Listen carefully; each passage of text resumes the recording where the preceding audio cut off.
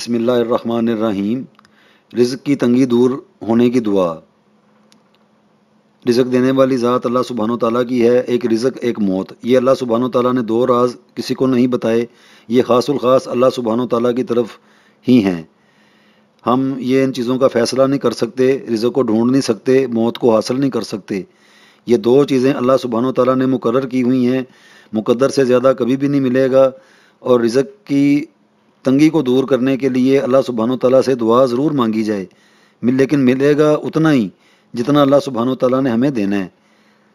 تو جائز ذریعے سے حلال کمائی کو زیادہ ترجیح دینی چاہیے، الٹی سیدھی باتوں سے، الٹی سیدھی حرکتیں کرنے سے کہ میں رزق زیادہ کما لوں گا، ایسی سوچ نہیں ہونی چاہیے، کیونکہ رزق جس طریقے سے اللہ سبحانہ و تعالیٰ نے دینا ہے اس نے ویسے ہی دینا ہے۔ ہم سوچ رکھیں گے، آگے ہمارے اوپر یہ آ جاتا ہے کہ ہم رزق کو حلال طریقے سے لیں گے یا حرام طریقے سے، یہ ہمارے اوپر ہے۔ لیکن رزق اتنا ہی ملے گا جتنا اللہ سبحانہ و تعالیٰ نے جس دن میں عطا کرنا ہے۔ وہ اگر 10 روپے دینے ہیں تو 20 کبھی بھی نہیں ہوں گے۔ یہ کافی ساری اس کی ایک لمبی چوڑی تشریح ہے، اس کی ایک جامعہ قسم کی بحث ہے، اور بالکل یہ بات ثابت شدہ ہے، ایک رزق ایک موت۔ یہ صرف اور صرف اللہ سبحانہ و تعالیٰ نے اپنے پاس ان چیزوں کو رکھا ہے۔ ہمارے اوپر جو اختیار اللہ سبحانہ و تعالیٰ نے چھوڑا ہے وہ حلال اور حرام کا ہے، کہ ہم نے وہ رزق حرام طریقے سے لینا ہے یا حلال طریقے سے، بس یہ اختیار ہمارے پاس ہے۔ ملے گا اتنا ہی جتنا اللہ سبحانہ و تعالیٰ نے دینا ہے۔ تو بہرحال رزق کی تنگی دور کرنے کے لیے اگر کوئی سمجھتا ہے، محسوس کرتا ہے کہ زندگی میں مطلب کافی پہلے کام ٹھیک تھا، ایسی وجوہات بن جاتی ہیں، اور جادو جو ہے یہ بھی کوئی وہم یا جھوٹ والی بات نہیں ہے۔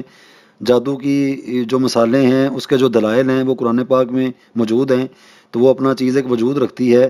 تو اللہ سبحانہ و تعالیٰ میرے سمیت ہم سب کو جادو جیسی ایک گندی اور غلیظ چیز سے ہمیشہ محفوظ رکھے، اور ہم ہمیشہ اللہ سبحانہ و تعالیٰ کی خاص پناہ میں رہیں۔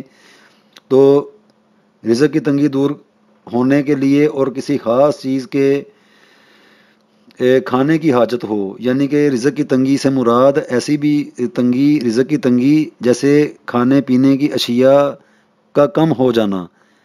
گھر میں جو چیزیں ہیں کھانے پینے والی وہ نہیں ہیں تو انسان کھائے گا کیا؟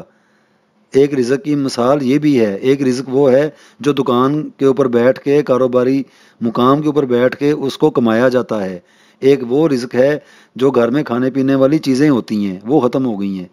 تو اس حوالے سے کہ رزق کی تنگی دور ہونے کے لیے اور کسی خاص چیز کے کھانے کی حاجت ہو تو 7 مرتبہ اسی چیز کو پڑھ کے آسمان کی طرف پھونک ماری جائے، اور اللہ سبحانہ و تعالیٰ کا ہر حال میں شکر ادا کیا جائے، اس بات کو اپنا وتیرہ بنا لیا جائے، حالات چاہے جیسے بھی ہوں۔ ربنا انزل علینا مائدۃ من السماء تکون لنا عیدا لاولنا وآخرنا وآیاتا منک وارزقنا وانت خیر الرازقین۔ یہ سورہ مائدہ کی آیت ہے، تو اس کو پڑھ کے